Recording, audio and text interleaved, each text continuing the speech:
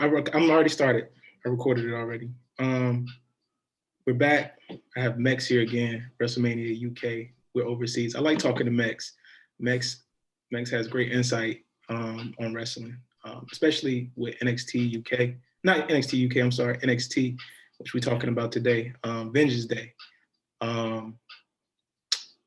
Vengeance Day for you. How was it overall? Let's start there. Holistically. It was really good. I enjoyed it. They usually have these shorter cards at NXT, just like 5 or 6 matches at most, and they're bangers. There's usually banger after banger after banger. So I felt it was pretty much the same last night. We didn't get much in the way of title changes, but we got obviously new Dusty Classic champions, men and women. Yeah, I thought it was a good show. What about yourself? I thought it was A plus. I mean, one thing I like about, I'm still fairly new to NXT. I wouldn't say that I'm more familiar with NXT than I am with AEW, but I did have the opportunity to check out NXT because it was on by itself yesterday without AEW being in the way. I got to say I like NXT, especially Vengeance Day. The style of wrestling that they do is very technical, and I think that's something that's missing from AEW, or it could be improved upon AEW because, as we know, wrestling isn't real, but with NXT, the way they do with that technical style, it appears more real because they incorporate real wrestling techniques and everything. Especially with that match with Kushida and Gargano. That was a good match, and I haven't seen anything like that. I think all last year, or maybe because I was watching AEW. But it was good for me. I enjoyed it. I didn't fall asleep or anything. But out of all those matches, though, which match did you like the most? The main event, Finn Balor, Pete Dunne. Maybe being British as well, that's some, favoritism because we got the Irishman versus the Englishman. But it's a match as a British fan, maybe as well, I've been waiting for a very long time. Okay. And it delivered. It was for the title as well. As far as I've been watching wrestling, especially where I've really, taken what we're trying to do out here seriously in the last 5, 6, 7 years, I haven't seen Pete Dunne have one bad match. Okay. Because how long have you been watching Pete Dunne? Because I'm fairly new to Pete Dunne, but from what I see, he's already like, since he was about 21 years old. Before Pete Dunne's NXT. 20. He's about before NXT. Right. He's about 27 now, 28 years old. So yeah, I've literally seen him grow up. To a man. He's a family man. He's got daughters now, I believe. Literally seen this guy grow up, and I've never seen him have one bad match at all. Like, what'd you think about the ending of that match? Because since we're already on that match, when Undisputed Era came out and that whole situation happened. Now, I know groups don't last forever, but do you think that? Because I know everybody else is asking this in the wrestling community worldwide who watched it. Do you think that the Undisputed Era is imploding, or you think it's over, or you think it's just like a dominance thing where it's like, stay in your lane, like, what do you think? What do you think about I think it's done for now. On NXT, I think if we're all honest with ourselves, they haven't done much with them for the past couple of months. Kyle O'Reilly has been the guy that they kind of pushed to the forefront to try and, establish him as a babyface, which I think is working, especially with last night's move. But he needs, with Finn Balor, it was always the love and respect. Now he's got someone that is just straight hate towards him. There ain't no respect angle on it. So this is what's going to help propel him more into that like babyface stratosphere, if you like. I love Undisputed Era, man. Like I've got so much of their merch that I just literally looked at this morning when, after the split, and I thought, what am I gonna do with this now? But yeah, man, it's a shame, but I think it needed to happen. And trust in WWE. Eventually, maybe one day, if these guys all go into the main roster, we'll probably have that moment where they all reunite and they can cash in on the main roster. But for now, they probably do need to end it. Do you see Pete Dunne on the main roster? Do you see him like transitioning over? Is that something you see? He's got to be there. Like he's one of the best in WWE. Like full stop.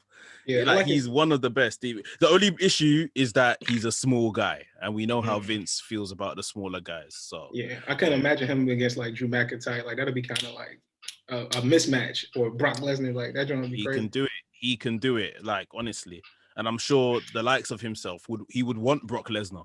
Yeah, I would. Yeah, I can see that. His attitude is like Brock Lesnar caliber, but I can see him coming in though, like going out the Intercontinental first, like like in that mid card range. Yeah, he doesn't have to be. He doesn't have to be shot right to the title, but as long as he's brought in serious and they let him kind of carry over this kind of same "I don't care" attitude, I'm gonna beat you up kind of attitude that he has. Yeah. I think he would do well. It's just Vince and his preference for the bigger wrestler looking guys rather than the smaller guys. But yeah. I don't want to take too much away from the women either. Remind me, so who the winners? It was we had Dakota Kai and Raquel Gonzalez take on Ember Moon and Shotzi Blackheart in the finals. That match was also good because and I was looking at Ember Moon really closely. I honestly thought that they were gonna take that. You know what I mean? Because Ember Moon, she actually stole it. I think she stole that tag team show. Like she put on the best performance out of all four women. They just didn't pull away with that. So with Raquel Gonzalez and it was Dakota Kai, right? Yeah. Tag team. First women, congratulations to them. I just want to go ahead and say that. First women to achieve the Dusty Rhodes Classic Cup. I'm assuming they call it a cup. Do you Raquel Gonzalez, because I'm looking at her closely, with her and Rhea Ripley, I feel like they have the same stature, you know what I mean? Like the same size and everything like that. Do you see Raquel Gonzalez passing Rhea Ripley, going against Rhea Ripley? Like what do you see right there? I mean, I think Rhea Ripley is just the better all-round package as a WWE superstar. I got you. Like you can make her Raw or SmackDown Women's Champion tomorrow, and it's believable. Raquel Gonzalez probably still has to work on things like promos and stuff like that, but as a force, she's definitely up there. And yeah, I think she may be Io Shirai's one of her next competitors for the NXT Women's Championship.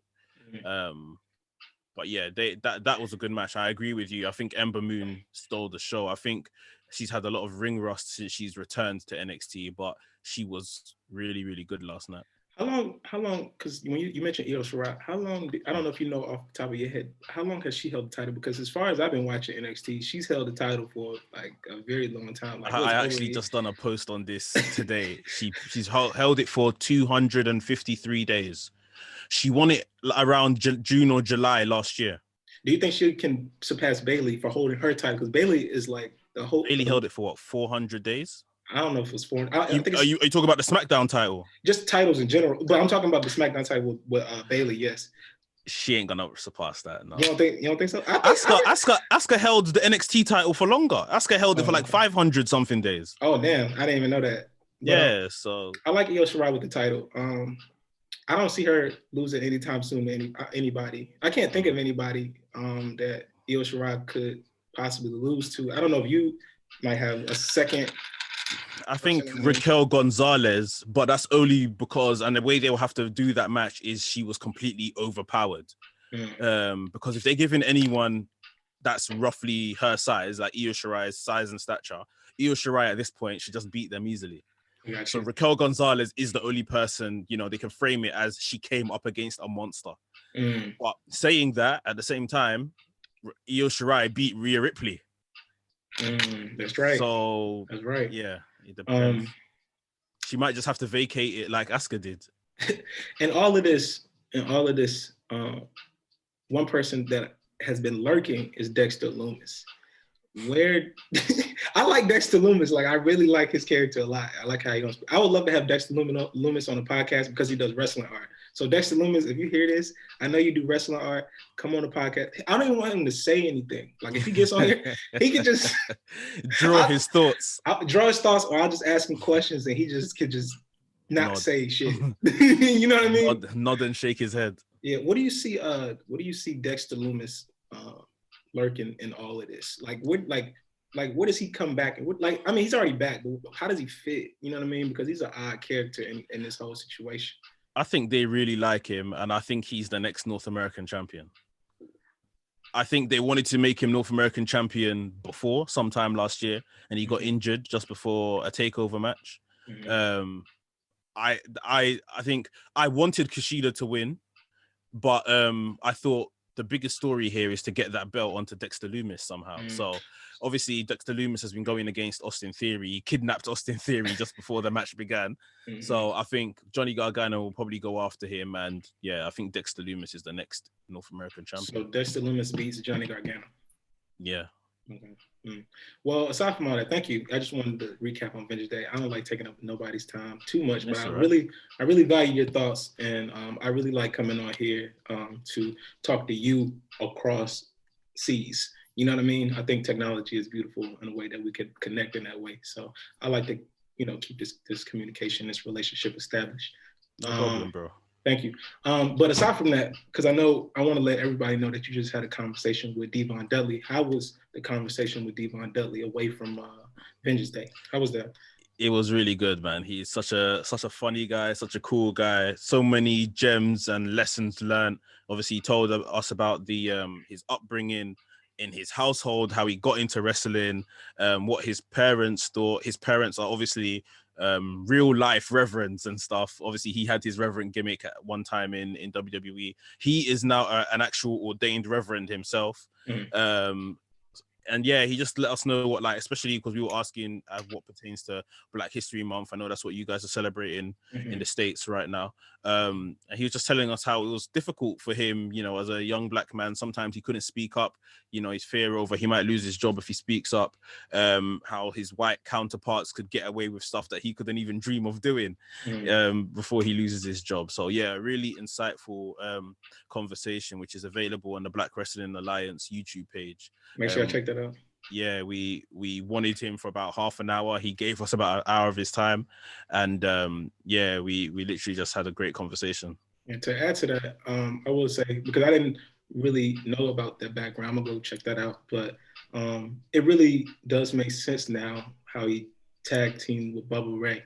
You know what I mean? A Caucasian counterpart, but it worked so well and it worked in harmony for him. So I guess that was his way of, kind of beating that odd or beating that thing by showing that you could wrestle with equality.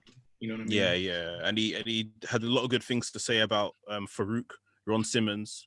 When he went on his singles run, that Farouk was basically looking after him and kind of gave him a lot of advice, a lot of coaching in that respect. Yeah, man, a proper good conversation.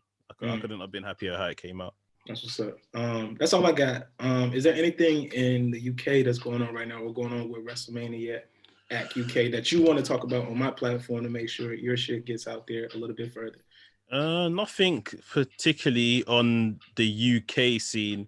Things are trying, in terms of promotions that haven't been able to operate right now, things are trying to open up again. So we're looking forward to hopefully being able to go out for a show. We're still on lockdown out here.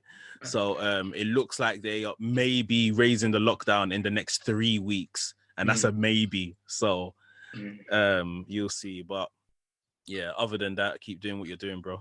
Thank you, man. You too. That's all I got. I do want to talk to you again. I want to make sure we follow up, stay consistent, because I want to talk to you about the Elimination Chamber as we head to the road to WrestleMania. I think that'll be a good next pit stop for us. We can do that. Yeah, sure. Other than that, everybody, this was Gary Foods from the Rolling Pin Podcast. It's WrestleMania UK, Mekz from the North America to the UK. Hope everybody has a great day. Keep checking us out. Peace.